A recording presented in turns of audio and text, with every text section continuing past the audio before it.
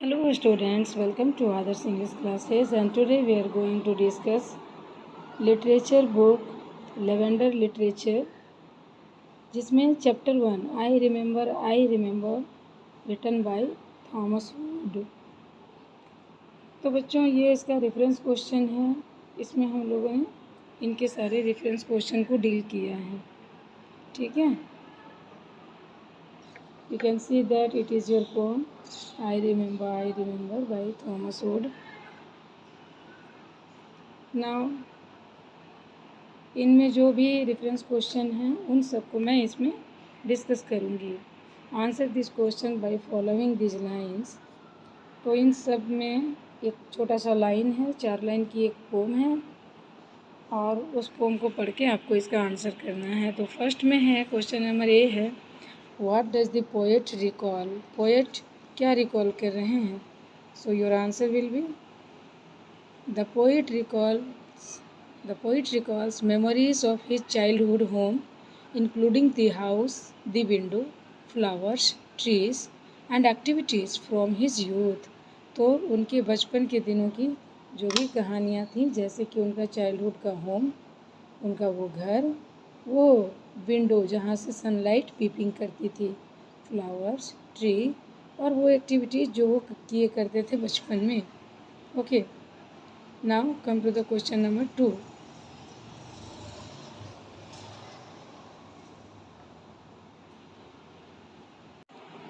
Question number B is,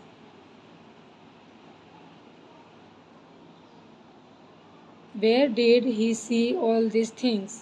poet ने ये सारी चीज़ें कहाँ देखी थी?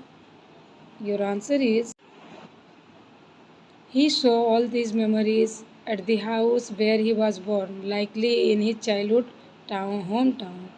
तो उन्होंने ये सारी चीज़ें कहाँ देखी थी? अपने होम टाउन में देखी थी। और ये these memories at the house उनके घर की थी जहाँ वो पैदा हुए थे, उनका जो होम टाउन था।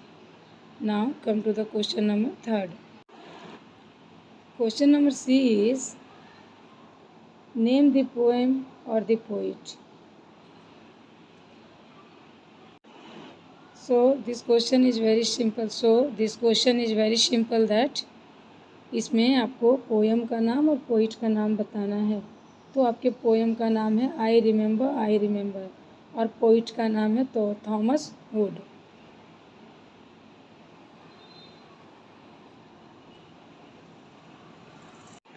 Now let's see the question number D. Question number D is, which tree is the poet talking about? किस ट्री के बारे में पोइट बात कर रहे हैं? तो बेटा here the poet is talking about the tree that is laburnum tree. You can see your answer here. The poet is talking about laburnum tree which is his brother planted on his birthday. तो ये उस laburnum tree को miss कर रहे हैं, बात कर रहे हैं उनकी, जो उनके बर्थडे पे उनके भाई ने प्लांट किया था, इट मीन्स की लगाया था।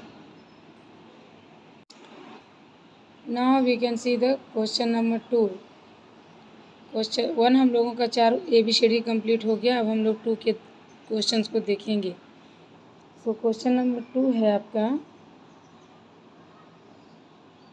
What does the poet mean by spirit flee in feathers. इसका क्या मतलब है कि जो स्पिरिट है पंखों से उड़ रहा है, आत्मा हमारी कैसे उड़ रही है पोइट की स्पिरिट।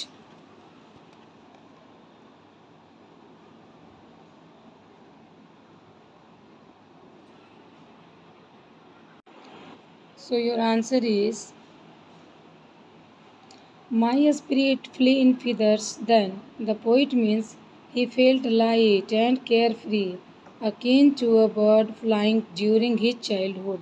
तो वो पोइट यहाँ पर बहुत हल्का महसूस कर रहे हैं, बहुत लाइट फील कर रहे हैं, केयर फ्री फील कर रहे हैं, उनको कोई टेंशन नहीं है, और बर्ड के साथ फ्लाइंग कर रहे हैं अपने बचपन के दिनों में। Now come to the question number B, 2 का B, which time is the poet referring to as then.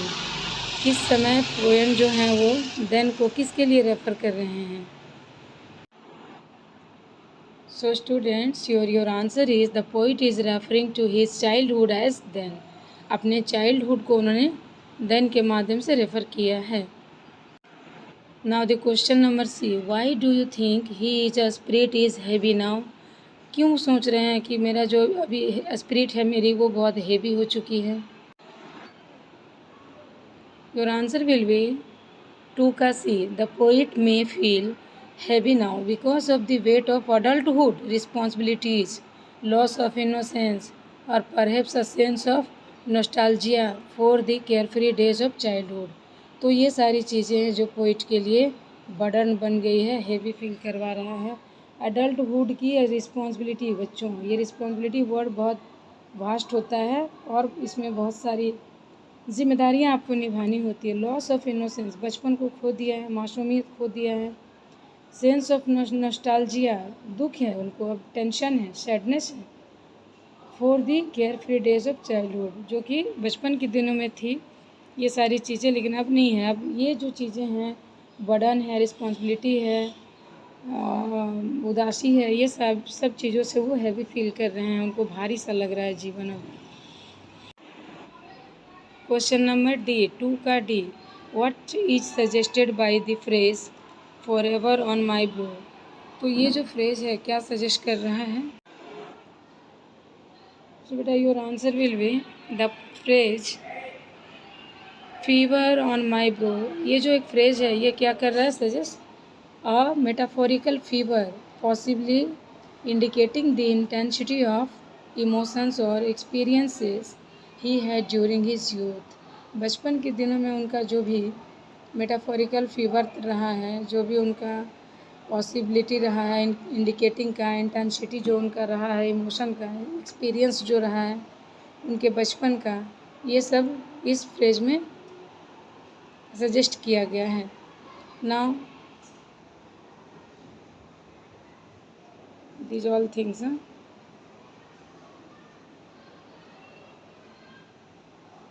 Okay, come to the question number. And now question number 3. The change in the poet's life. Poet के life को किसने change किया था? तो यहाँ पर आपका आंसर है the change in the poet's life now is sense of happiness and longing for the simplicity and joy of his childhood. तो पोएट के लाइफ को उनके बचपन के सिंप्लिसिटी और जॉय ने चेंज किया था. अब भी उनके पास हैप्पीनेस है, लॉन्गिंग है, ये सारी चीज़ें हैं. क्वेश्चन नंबर 3 का भी है कि पोइट उदास क्यों रहता है?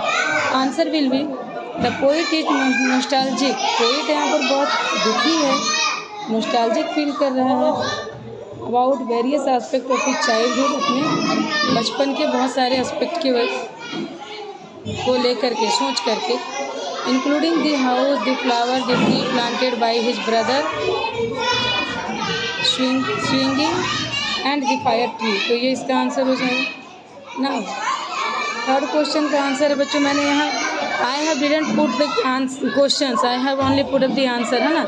शी का आंसर है the poet refers to his believe that slender top of the fir trees were close against the sky as childish ignorance. और डी का आंसर है सिलेंडर का सिनोनिम क्या होगा? स्लिम होगा. तो बच्चों मैंने रेफरेंस क्वेश्चन के सारे आंसर को डील किया है. आप लोग इससे बेनिफिट ले सकते हैं और अपने स्टडी को स्ट्रॉन्ग कर सकते हैं. Thank you, thanks for watching. We will soon with next video. तब तक के लिए खूब पढ़िए, खूब बढ़िए.